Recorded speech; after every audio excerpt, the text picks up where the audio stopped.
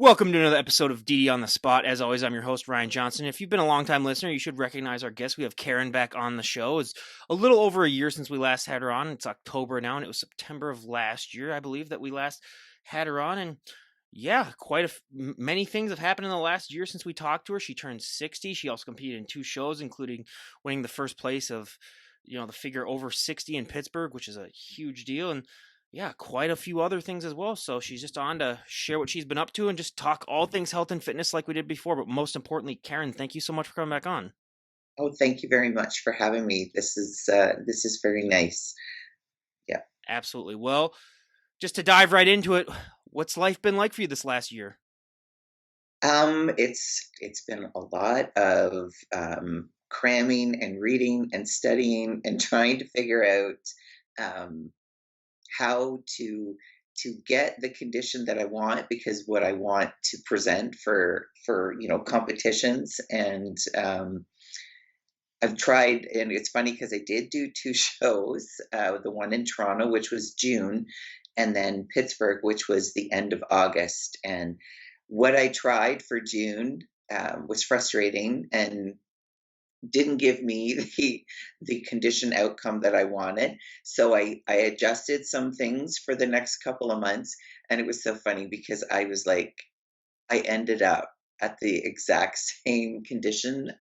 I probably felt a little bit better because I adjusted what my dieting was, but I thought, I mean, there's obviously people can do it. They obviously can. You can see them at the shows, and this is because I'm doing this by myself, right? Like, I used a coach maybe 4 years ago, just when I was starting out, and I've been trying to do it myself ever since. But I think I've learned that I need some help. It's a person who understands anyone. So that's what I'm going to do for the next year is acquire myself a coach that I can work with, because I as well. I mean, and people can have it at different ages, but my stomach has always bothered me. So, it makes it difficult to work with some coaches, because specific things in a diet just don't do well with me, and I know that. And like I say, I've probably spent a good the last 2 years trying to correct my digestive system, and I thought I had that. I think I got it fairly stable, but my next thing is that frustration, of being able to get, because you always hear that in your feedback, right? And just a little bit more conditioning. Like, that's my favorite one. I'm just like, yep, I know, I knew going in, but when you put all that work into a show, and I'm not going to back out, because I think, and I mean, that's the hardest part, is what is the true percentage of body fat that they want, and what's the target. And I do measure mine, but it's calipers is how accurate it is, I don't know. But you're just like, how much, where does it need to be? And that's, you can't find that information. Like, it's not like you can just, I'll just Google this and figure out what it's supposed to be, and some tips and tricks on getting there. No, this is all, it's not out there on the internet for sure. There's some stuff, but just very vague things. So yes, I will get a coach and see if we can figure it out. That is a good idea. And I mean, last time you were on, you talked about how the goal was to shrink your waist and to make your lats and shoulders bigger. Do you feel that you've accomplished those goals? So I definitely think I improved on my lats and shoulders a bit. There, I mean, you can always, everyone, and again, that's always the regular feedback, right? Shoulders wider, bigger. You always say more depth in your back. Like, it's sometimes a little bit different, but and smaller waist. It's always the conditioning on the backs of the legs. And I did try really hard, and I think my waist, from using the waist trainers, and I still use it, I managed to get 2 inches off of my waist from kind of at competition time to another competition time. So it's I don't know how specifically, other than maybe helping train you to hold your waist in. I mean, there's a lot of things on the internet about what, whether they do work, whether they don't work, but definitely, I know that from when I really started using it and the really small one, um, I measured my waist, and then right now where my waist is staying at is still the 2 inches less. I still want to get more off. My goal was to get down to 26, which I'm almost there, but I mean, not in this condition, but at show, like stage conditioning. I think because it's funny because what I do is take the pictures, and you can do it with anyone who's doing a pose, and take those pictures and then measure their waist and exactly where where your lats are in the picture, right?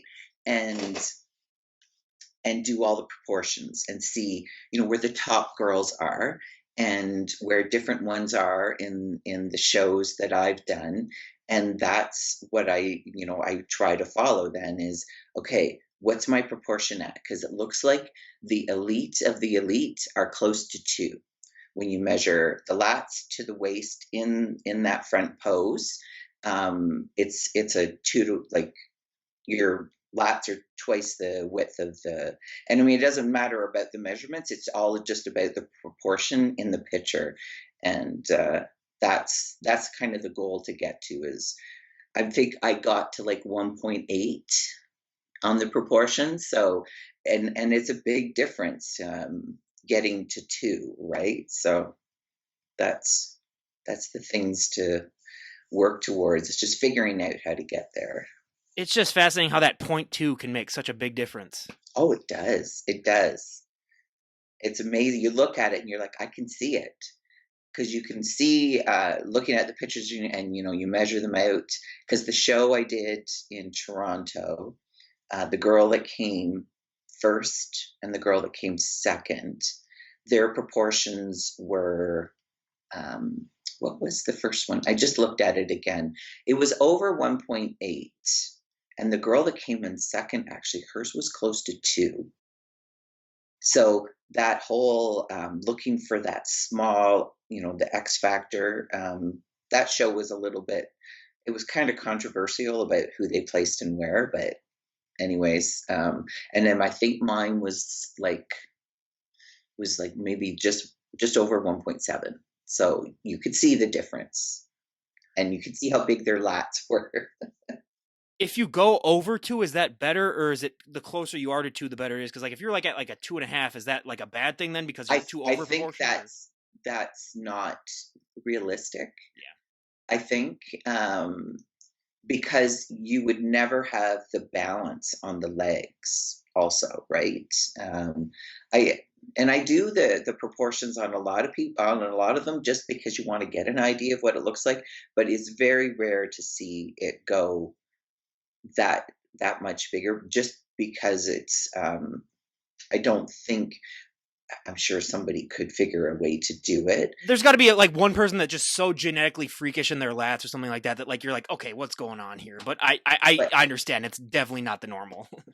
like even vitamin C, I think hers is about a 2, like is where she is. So, um, you know, the shoulders and the waist double the width. So that's definitely the goal. Is there any other measurement that you really care about other than shoulders to waist? Is there any other thing like that that you look for?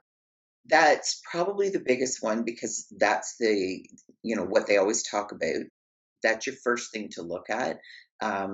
In the shoulders, you do want them big, and it's interesting because I always listen to the commentating, and the different discussions when they talk about that.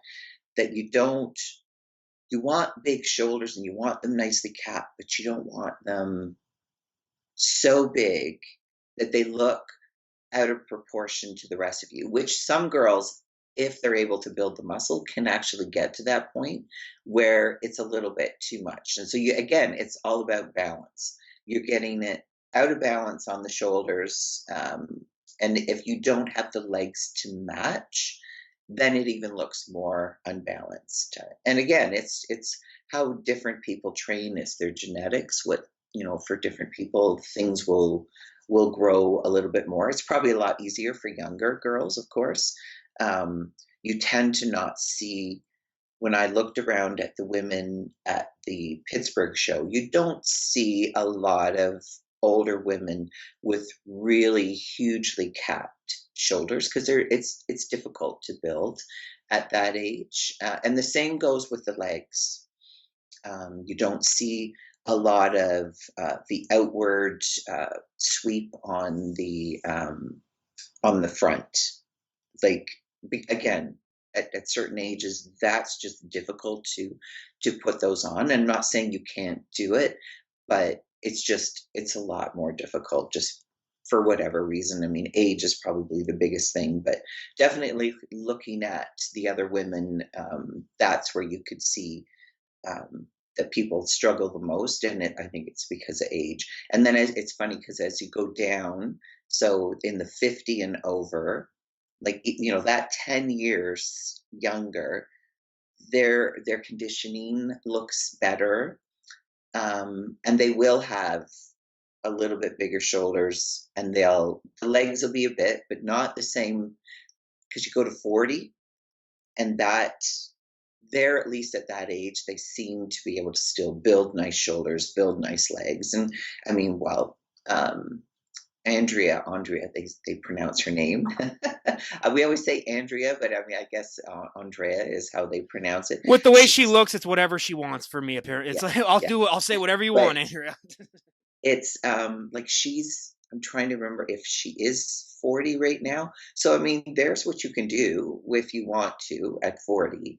It's just, I think the 10 years to 50, it's just a little bit more difficult. And then you go to 60. I think, there was a lady in the group that was 72, and she looked great. She'd been doing bodybuilding for a long time. But again, it's, it's just that much more work, I think, to maybe, and I don't know enough about it. Is your digestive system just not working the same, that you're able to get all that you need out of the food to be able to build the muscle? So I'm sure somebody, obviously people who study that type of stuff would know, but that's my guess, is that your digestive system as you age is just, you're just not getting what you need out of everything that you eat. Because I certainly eat enough. It's just, is your body utilizing it? Is your digestive system working? And then you've got everything else that it's just what they tell you. As soon as you, whatever age, all of these different hormones, different, whether it's chemicals that do things for you in your body, they all start fading away. And it's interesting to listen to the longevity gurus and all the stuff that they say, to boost yourself with, to help with that. But Yep. Well, and one thing that I really enjoy about your profile, opposed to a lot of others, is that you have photos from back when you were just getting started. At the very, very bottom, from like 2016. Most people don't yeah, have that. They like to just pretend that like that they just magically, snap their fingers and one day they look great. But you have photos from when you're started. Do you ever go back and look at those and just realize the amount of progress that you've made even in these last 8 years? and it's funny because I wish I had photos from, like, even the 10 and the 20 and the 30 years before that, because that was a time, so around 2016, was kind of when Instagram was starting and you're taking pictures. I had been at a point in my career, in our lives, that I wasn't working out as much.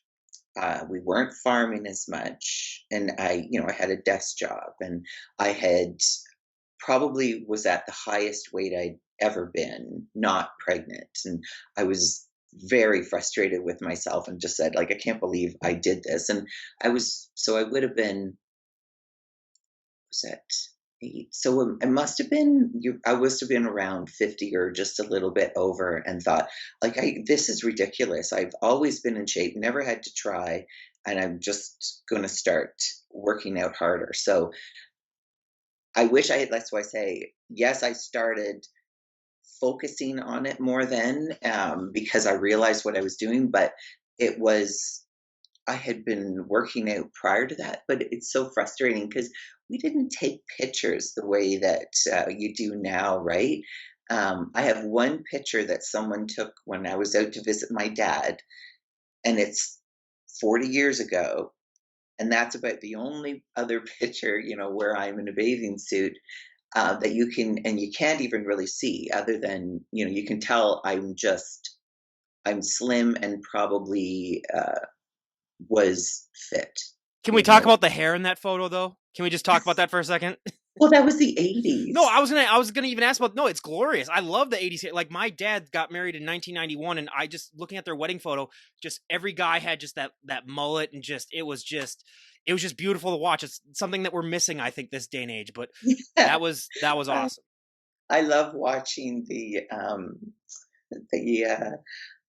all the videos from them because you forget all of the horrible hair that we had. I had such long, straight hair, so, I mean, everyone got perms, and that's just what you did. You layered your hair and you got it permed, and that's what everybody had.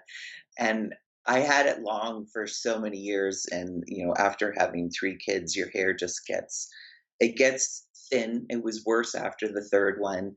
I left it long for a while, and then, I think I just got to the point where it was so gray and my hair was so dark, I was having to color it so much. I said, "I'm gonna stop this, but I don't want long gray hair."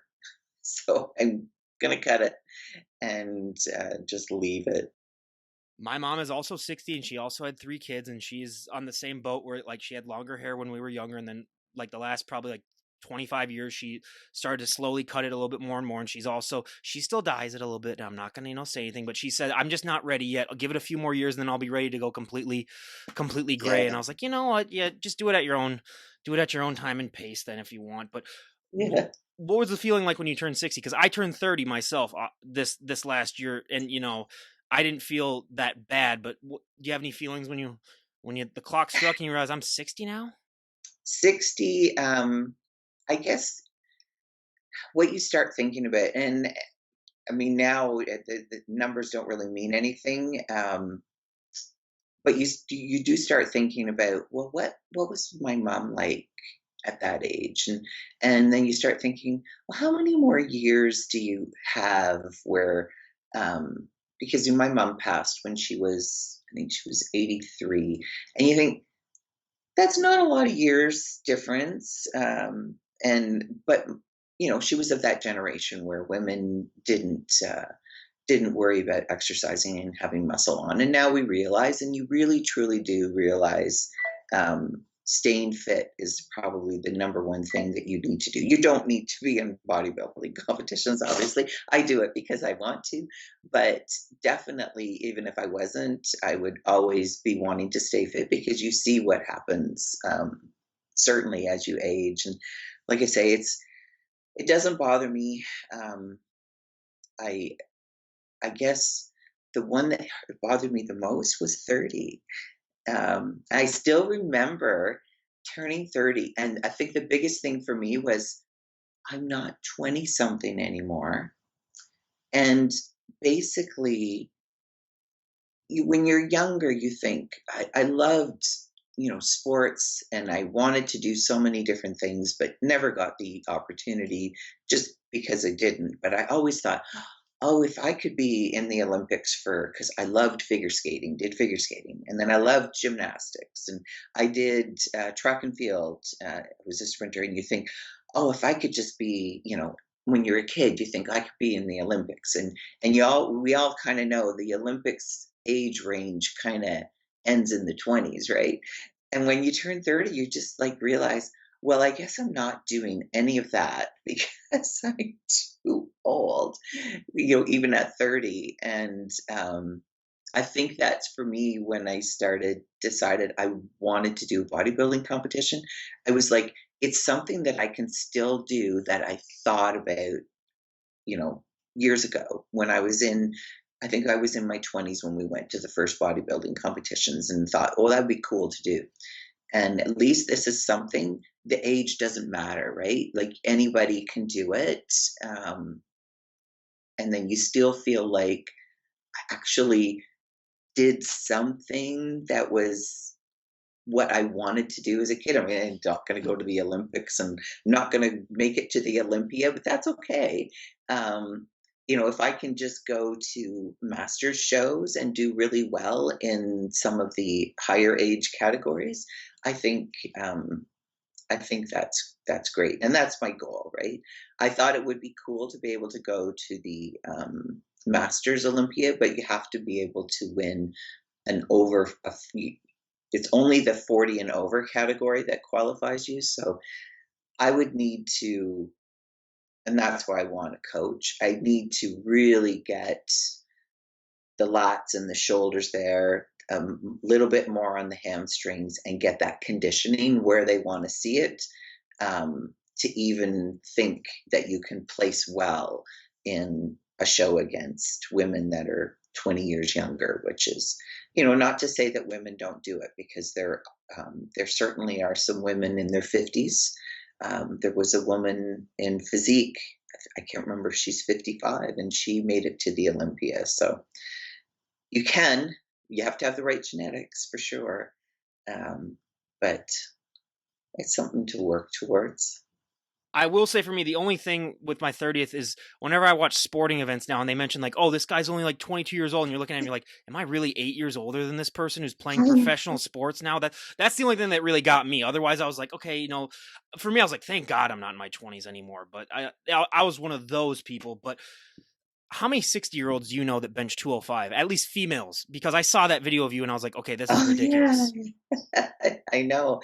And I obviously there is some, because I like to watch the powerlifting, and I think it would be cool still to go and do another powerlifting competition, because it just would be nice again, like I say, to see your name up near the top on the world class standards, whatever they do it by your weight and your age. So now that I'm 60, I'm out of that 55 to 60 group. So I have to look at it to see what they're doing. Like what's the world record in my age group and weight, because I think I was pretty close on the push pull with what I figured I had to be able to do about 215 or 220 on the bench. And on the deadlift, I think like 330 to 340 or something like that would put me in first overall if I could get those. And so I'm pretty close, and I don't really work that on the bench like we do. We kind of go in and out of doing either inclines or that type of thing, because for bodybuilding for shows you don't need to do that heavy benching. I just do it because I like to.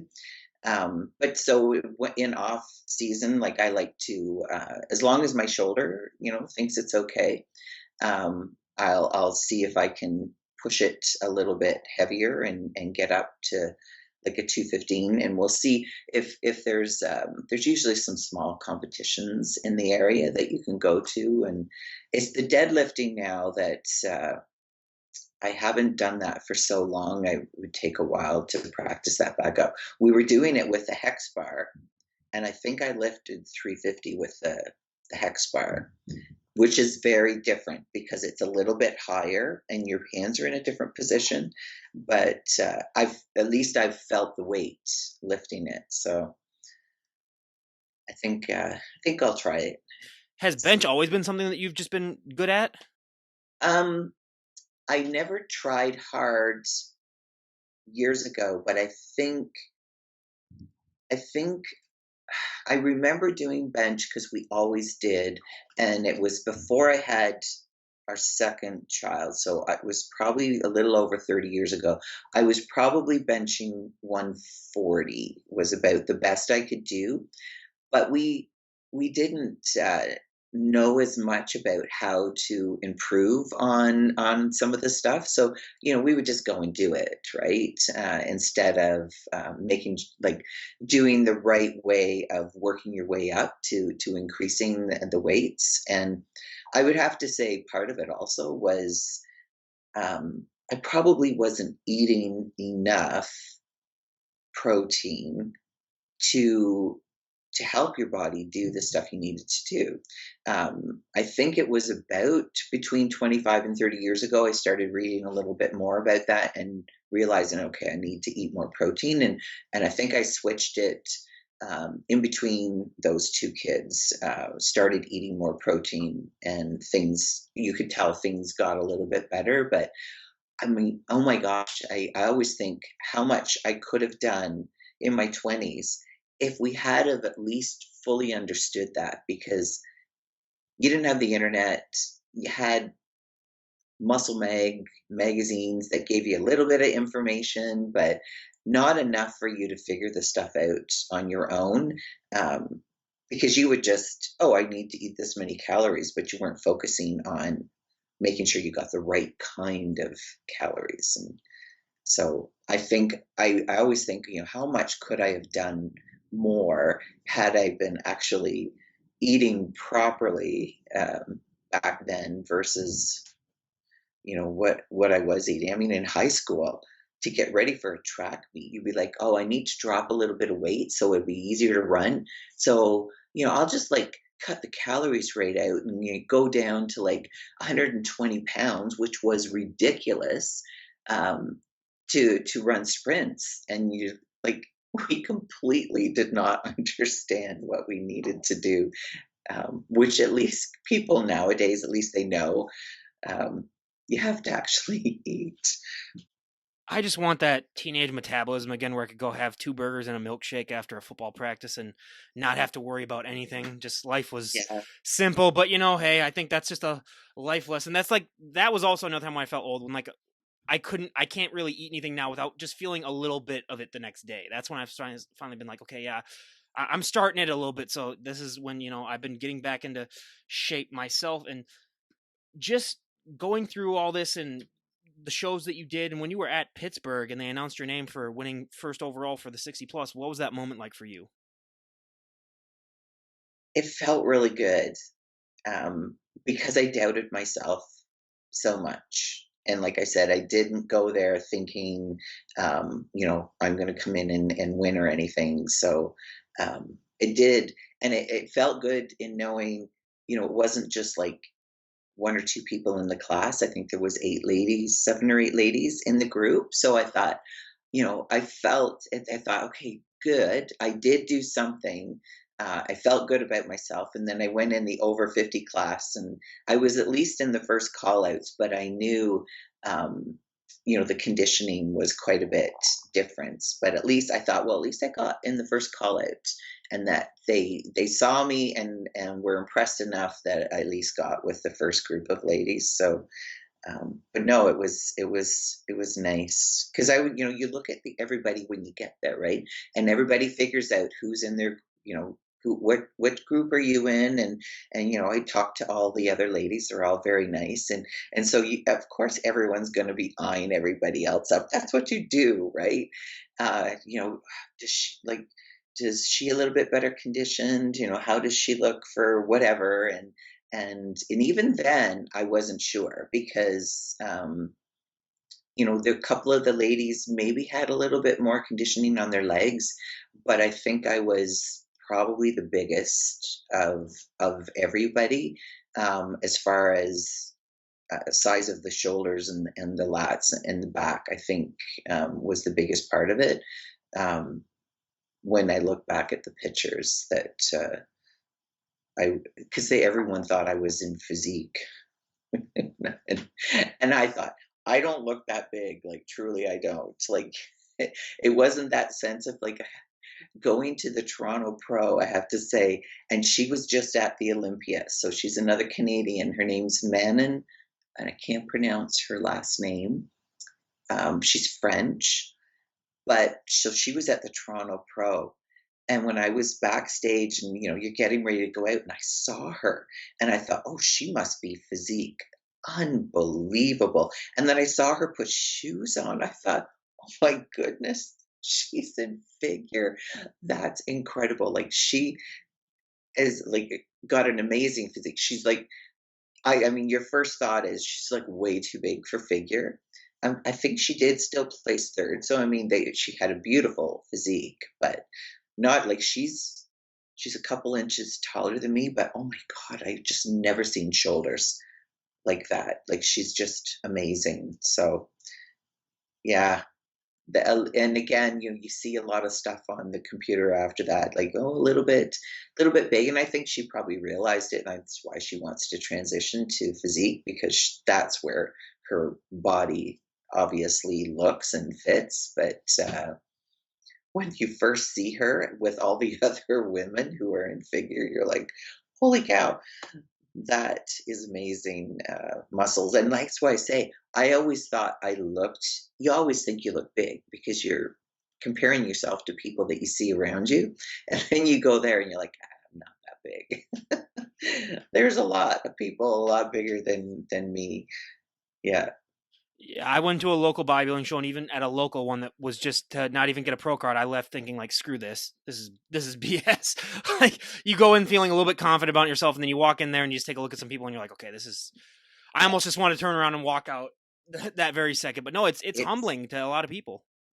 it's very it is, and I think that's why, you have to it's good to go to a lot of shows, it's good to see a lot of people, that's why I like to go, just because you wanna get a sense of how does my physique look against other people, so you get an understanding of, am I like, where am I too small or where am I out of proportion? Because you can't get a sense of that in looking at pictures of yourself and then looking at them, pictures of other people. You truly can't get a sense of what that person looks like, even in a picture. You need to stand beside them. And it's amazing just to see some of them in person. Like you think someone looks really big and then you see them and they're this tiny, especially some of the girls that are really short. When you see them by themselves in a picture, you're like, wow, they're really muscular and big. And then you see them and they're like 5 inches shorter than me. And they're these petite little things, but they got all the right proportions. It is amazing. It's amazing what you can do. Absolutely. Well, and I asked my fiance, I showed her a photo of you and said, do you have any questions that you would like me to ask her? And she said, what does she do for her shoulders? Because she's 28 years old and she said this is BS that she looks like that, and she's 60 years old with shoulders. So what do you do for shoulders, Karen, from my fiance? So I do them twice a week. And it's funny because you listen to some of these girls, like the Olympia girls, I'm amazed at how many times a week they do certain body parts, but probably on a regular basis, twice a week. So I do them with when we do chest, I do shoulders, and when I do arms, because I don't do a huge amount with arms, and then I do shoulders again. And I mix it up between doing sometimes heavier weight, so 35-pound dumbbells. So I'm doing a heavier weight, but I still try to do minimum of 20 reps on the lateral. So you're not going up as high. Obviously, you can't. Well, maybe some people can, but not me with 35 pounds. But I like to do the heavy ones maybe on the one time, and then the next time I might use 20 pounds or 15, go a lot higher and then do way higher reps until it burns. So I like to do laterals. I'll still use the dumbbells in the heavy ones and do the rear delts bent over.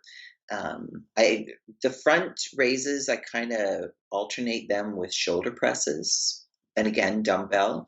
Um, it all depends on the shoulders, but my shoulders are getting better. Like I can press the 35-pound dumbbells fairly good now. I'm still crooked. I think there's obviously something that I've done at some point in my life. So I tried to not do it too much because you're favoring so much on one side, you don't want to end up imbalanced or something. And I still want them to be bigger. So I know even myself, I'm like, okay, I've alternated. I do them twice a week. Um, You just think, and you read stuff and they say, okay, don't do stuff too often because it doesn't make them bigger. And then other people say, oh, you'll do them 3 times a week. So I think twice a week I'm going to stick with, and I'm going to, and like I say, I alternate. I do heavier weights the one time and then lighter weights the other time. And we'll see if I can get them. You need them more capped, is what they say. Do you think that time under tension does more or the heavy lifting does more? Because some people, it's really split opinion for a lot of people. Yeah, it is. So they always say, and again, this is just me listening to stuff, that heavier weights is what builds strength. Well, there's no strength to be really built in the shoulders. So you want you want that tension, and that's where I'm not sure which one works better, because you can do 30 with 20 pounds and feel as pumped. And so getting pumped puts the blood there. So theoretically, it's there. And if you've, torn, you want to feel that you've worked it, because that, again, they say you need to have that supposed muscle damage for it to be repaired and grow bigger. I think you do need to add the heavy weights in. That's why I alternate it. Um, and I'm not, like I say, I'm not certainly the right person to be telling anyone, because you do hear both sides of it. And we'll be doing something, and then you'll watch someone and they'll say that, and you're like, oh, well, should we be doing this differently? And you don't want to keep constantly changing, so you just I try to fit what works the best, what I feel like it's working. And like I say, I could see a difference from last year to this year in the shoulders, so i'll I'll keep moving that way. And like I watch all of these girls in the ones that will show their workouts, like, vitamin C and different ones. I always watch all their videos to see what type of exercises are they doing. Am I doing similar ones? They don't always tell you the weights, but if they're using dumbbells and stuff, you can see the weights, so you know what they're doing. So I always figure I'm right in there with similar types of exercises and weights. It's They just get better results than I do. Again, genetics, age, all those other factors Yeah, too that really yeah, just add up. But I always love whenever people ask about shoulders, I always tell them, I was like, oh, what part of the shoulder are you going to train? And then they go, what part? And I'm like, oh, there's 3 parts to the shoulder. And just seeing people's reaction when they realize that. And again, once you really get into this, you realize that there's just so much more individual little oh, parts of the body that just add up. yeah, yeah. And you can only do so many workouts in a week. And that was the other thing that we learned, like a year and a half ago. Like, we were working out 6 or 7 times a week. Like, sometimes we wouldn't take a break at all. And we realized, okay, we need to back it off a little bit. So I can't remember if we ended up going 3 on and 1 off. And then I said, we still felt, if you're not feeling recovered, so we said, let's go to 2 on and 2 off, or 2 on and 1 off. And we did that for a while. And that's about 5 workouts in a week. Um, for this, just into the winter, we've switched it, because I just, like I say, do a more intense workout, but like, let's give our bodies, a little bit more rest. So we're going to go to 4. And for 30 some years, we only ever did 4 workouts a week.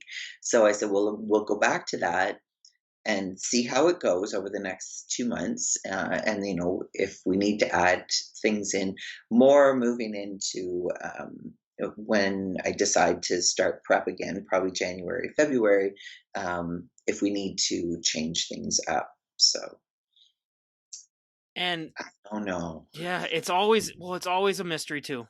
You're always learning new things about your body. It's always just slowly evolving too. That's the one thing I like about bodybuilding, is that, you can never really be satisfied. And if you are, because I mean, even Andrea Shaw is not satisfied even after winning her 5th Olympia. I mean, Yeah. there's always something else that, you need to have. But You rode in a helicopter, and I was going to mention that I was going to bring this up Yeah. at some point in the podcast because that's been a bucket list thing for me. How did that scenario come to be, and what was that experience like? So it was funny.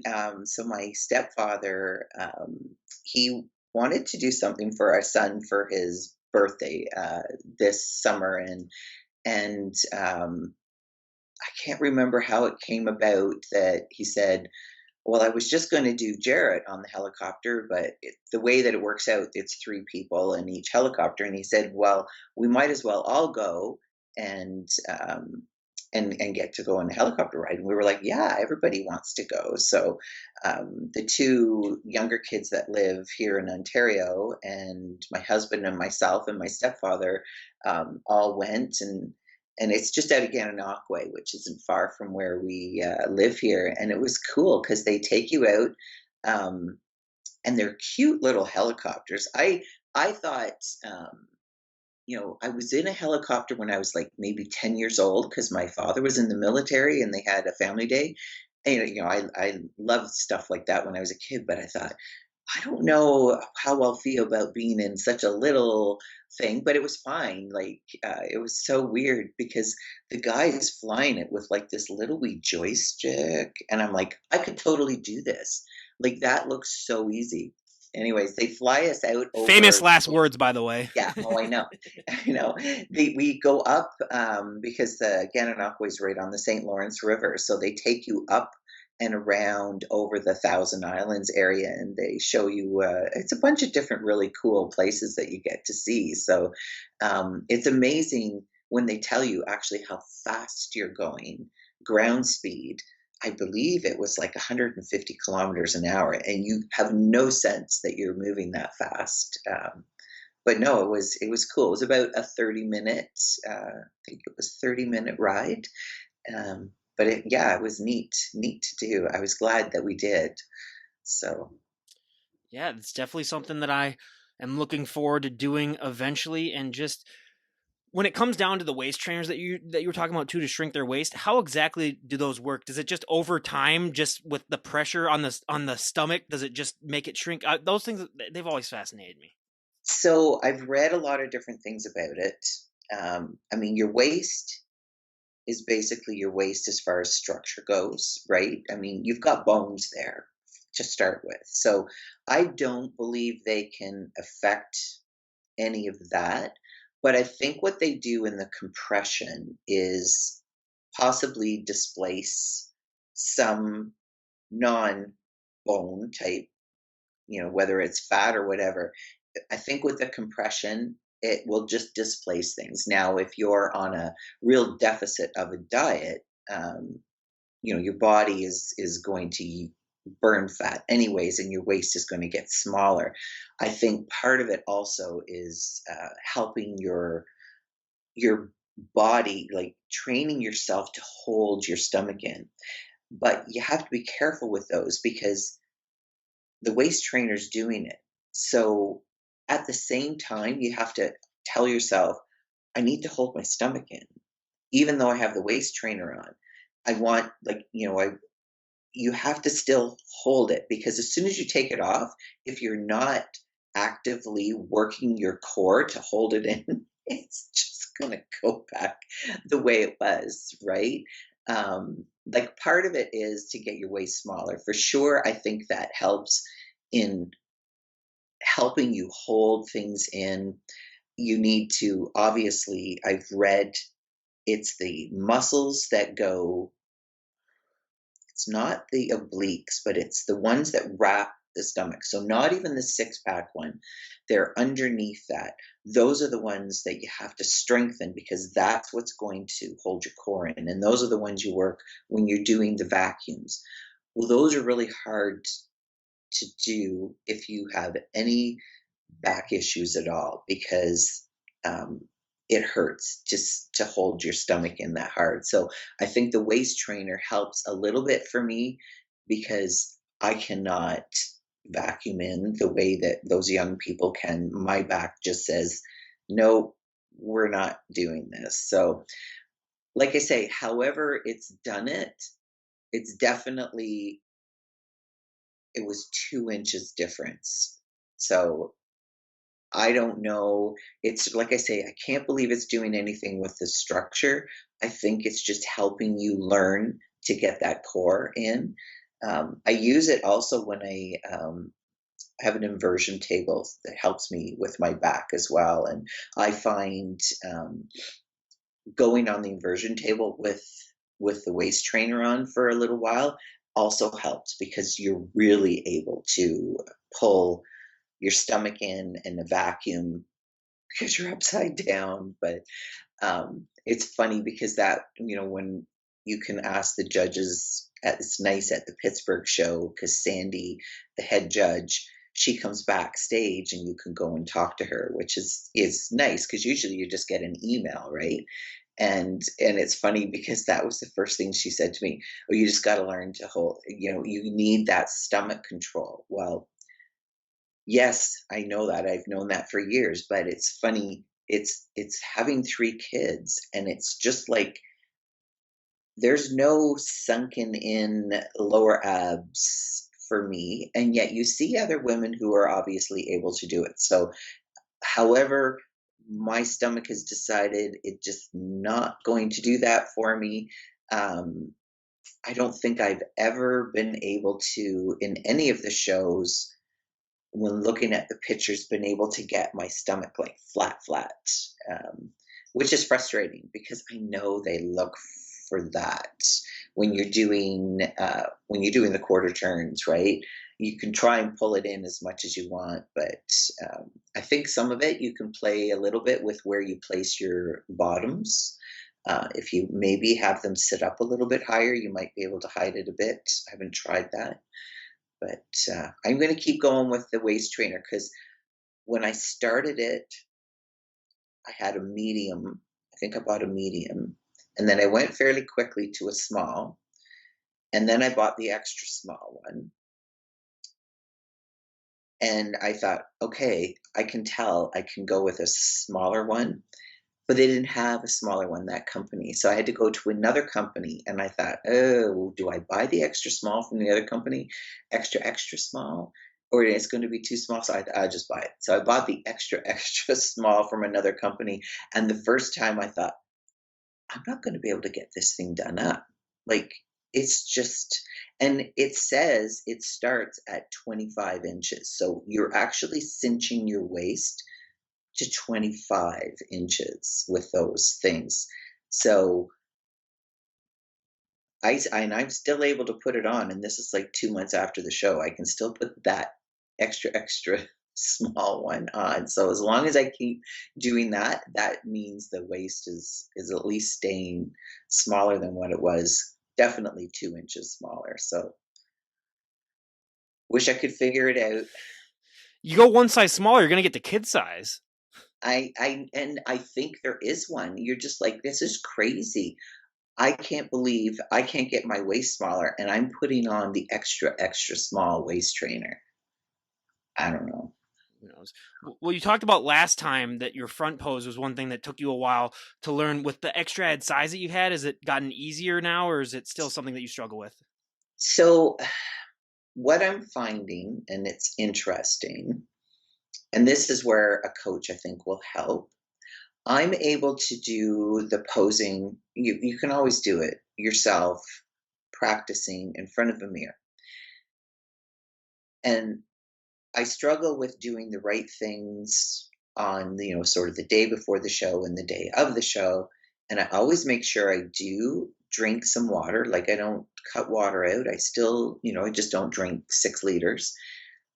But what I find, and I even do a pre-workout and you pump up, I can't get the pump the same. So I don't know if it's just nerves, whatever it happens to be, and it messes with your head. So during a show, when you're trying to pose and you can't feel your muscles the way you normally do, and when you do a workout and you get a really good pump and you do a front shot and you can feel like your lats look huge, you can see them, and you're just like, I can't feel them. And it doesn't help that you've practiced so much with a mirror, and then you're on stage and you're like, I don't know, are they there? Because so I struggled with that in the last show, and I thought, "Oh, I need help figuring that out, that whole mental thing in." And it's part of it is that mind muscle connection, right? Are they flexed? Am I pumped the way it should be? Um, because I think I could have done the posing way better, but is it I get ready 30 minutes too soon because you think it's time to do all of your pre-stage stuff, and then you realize, oh, it's another 20, 25 minutes because they move you to different areas so much earlier. And is that what's throwing me off? I don't know. So again, it's having a professional, like a coach, to be able to bounce that stuff off of, because here I am trying to figure it out myself. Obviously, not doing a very good job of it, because I get frustrated. And you're like, I said to my husband afterwards, I was like, I couldn't even feel like I was pumped. And I said, did I even look like I was flexing properly? Because I said, I didn't feel it. And he said, even at some points, he said he could see the front of my legs kind of come in and go out a little bit, because that again is just, you know, that's people who've done it a lot more, keeping it in their head. You got to keep everything as hard as you can the whole time, because you'll do it and then you're like, oh gosh, I'm not flexing my legs. So that's just, way more practice and mind control. People do not understand that just because a pose is titled like a front pose or a back pose doesn't mean that you aren't flexing every part of your body. And that was the thing that when I learned that, I was like, I would have never guessed that in a million years. Yeah. Yeah, you just and you, like I say, it's learning that, what do I do to, okay, that muscle's where I want it, right? And I know they can do it. I mean, all those the big bodybuilders do. I've just got less and smaller muscles. You think you still need to have that connection to be able to do that. And they always talk about angles and learning what angles are best for you to to do those things. And it's the same in figure. You want, however you do your posing, to show, maybe not quite going to right to the side, or adjusting something in, your arms on your side pose makes your stomach look better than, doing it another way. So some of that I'll be playing around with for sure, and still trying to get my stomach flat, but You know, it's a work in progress. And where do you think currently the figure division is going when it comes to like the requirements for size and definition? Do you think that it's getting a little bit less extreme as it was before? Or do you think it's still going there? What are your opinions on that? well, I would say I was I was amazed. Like I said, the one lady that I saw in Toronto that I felt was definitely physique. I was amazed to see them put her in third.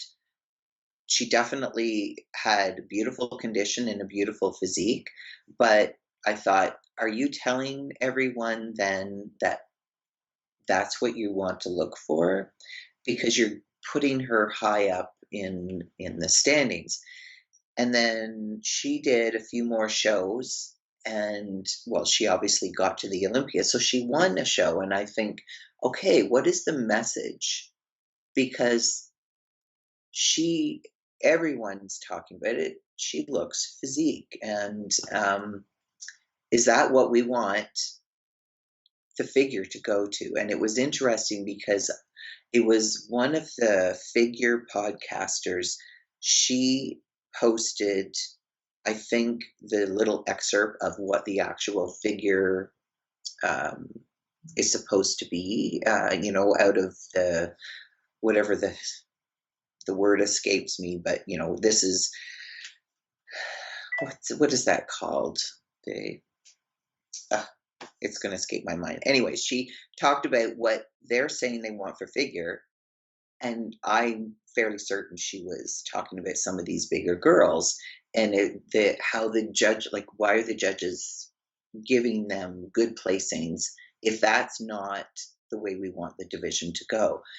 Um, so it sort of bothers you because you think people select the figure division because they don't want to do the physique. And it bothers me when I see people cross in a show and do figure, physique, and bodybuilding. Well, what did you train for? Because honestly, they're not all the same. Your end goal is not all the same, but it's, people's own choices. So I was interested to see in the Olympia that the girl that got there, the beautiful big physique, she placed almost last. So I thought, okay, so the judges at that show are sending a clear message, are they? Because she had a beautiful physique. She was just very big compared to everybody else.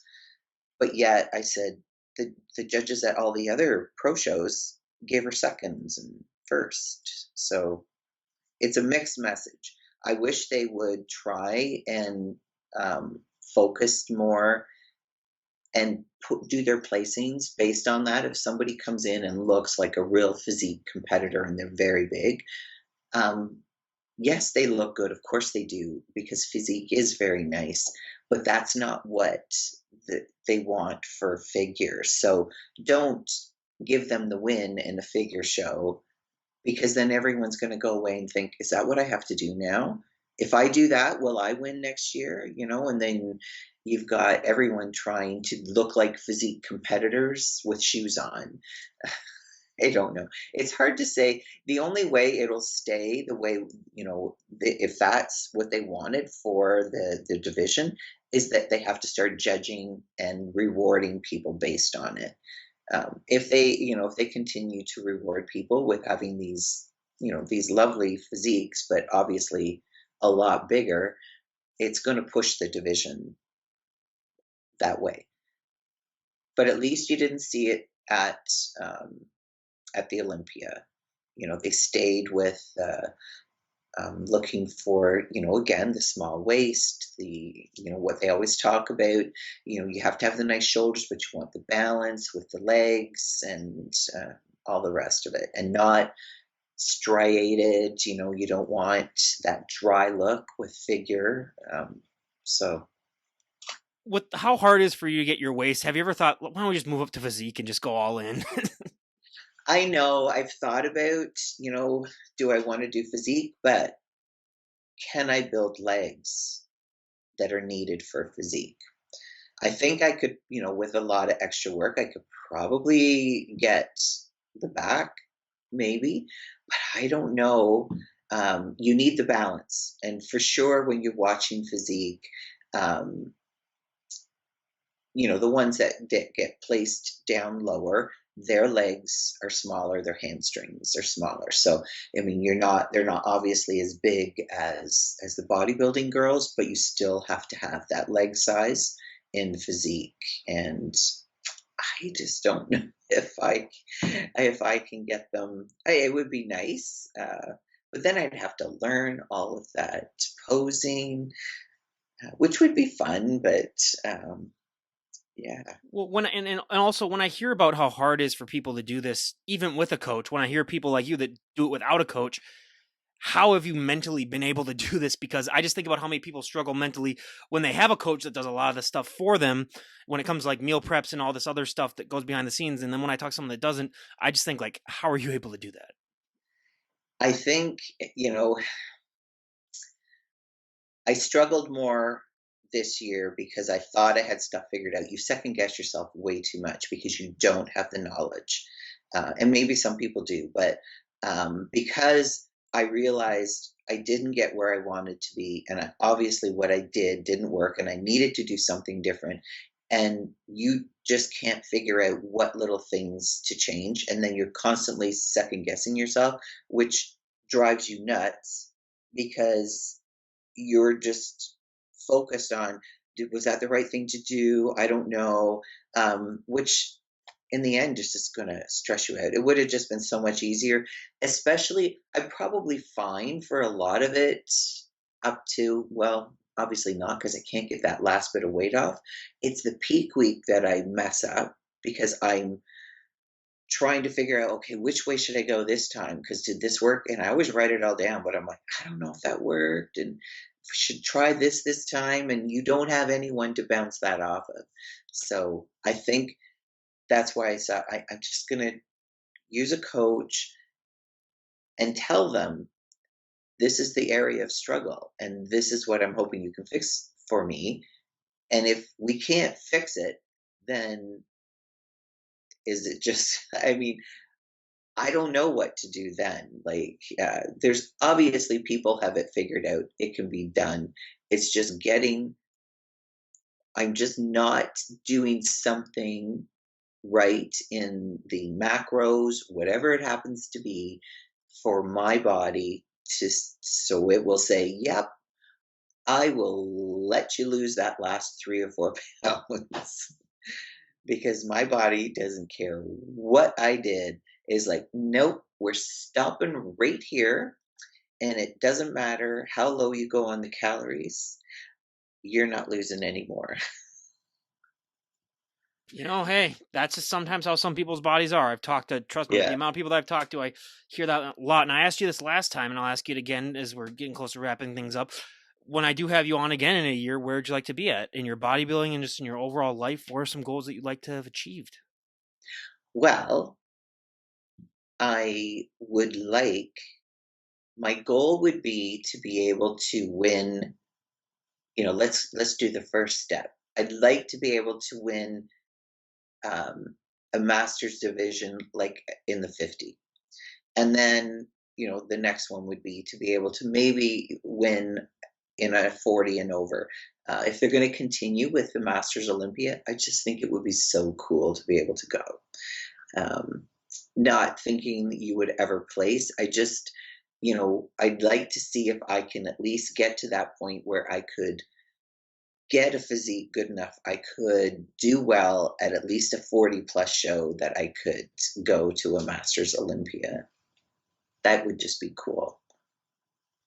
Yeah, that would be, that would be great. And and I've always said too, like, as more and more people that have gotten into this sport and as more and more people get older, I mean, you probably will start to see like a 60, maybe even a 70-year-old category in a Mm, Masters Olympia. Maybe not in the next like 4 or 5 years, but down the line, just as more and more people have gotten into this sport. So I yeah. don't know. We'll see how that goes. But yeah, I've always thought, especially when you're doing, I don't know about like 50 and 60 cutoffs. Maybe they should do it even less, like 55, 50. Because like when you're doing 10 years, like you're talking about, that's a huge difference as opposed to even like if you do like a five. Now, five can be a huge difference as well, but it's not nearly as drastic as that 10-year gap. Yeah, it's amazing the difference. And I mean, I remember when I was 40, there's no comparison in a 40-year-old to a 60-year-old. Um, and it's too bad that's just the way that they've designed all of their shows, etc. But there's a reason why when you look at even the weightlifting world classes and the rankings, the more you go up in age, the less they're able to lift. There's a reason for that. Those people probably have worked out lots all through their lives. It's just, it is aging, and it's like you can do all that you want to slow it down, which is what we all want to do. It would be lovely to be able to, continue to work out and feel good well past 80. And there's no reason why you can't, because there was women at that Pittsburgh show. I'm sure there was an 80-year-old woman there. So yes, you can still do it. And that should be the goal. But she obviously isn't going to have a physique like a 40-year-old, and is never going to be able to That would attain. be my dream for an 80-year-old to win the 40 plus division. Yeah, That would just be the icing on the cake of everything. yeah. It's like I say, there needs to be a little bit more acknowledgement of these older classes. It might encourage more people, and because it is a little bit disheartening knowing, oh, the only master's class they have at that show is 35 and up. I'm like, seriously? That's how old my daughter is. That's yeah, especially with, I mean, even to me, like the older guests are my favorite just because of the dedication, the I mean, it gets harder as you get older, and that's, a lot of times it's the people that do it, they'll do it in their 20s, and maybe they'll continue in their 30s, but then they're done after that, and then but the people that stick with it, or the people that even pick it up like in their 40s and 50s, it's just inspiring, and it just goes to show that, like, yeah, you can really do anything. But I mean, Karen, I cannot thank you enough for coming back on and talking with us. It was an absolute delight, and yeah, Well, I thank I you. look forward to seeing your progress in the future. And yeah, Well, thanks very much. It was nice to talk to you again. yeah, I appreciate that. Well, everyone, go and check out our Instagram page, Buyer Beware. Like I've said this all the time, you will get inspired to get off that couch and stop eating all those Twinkies. But again, this is Ryan Johnson, DD on the spot, signing off. Have a great day, everyone.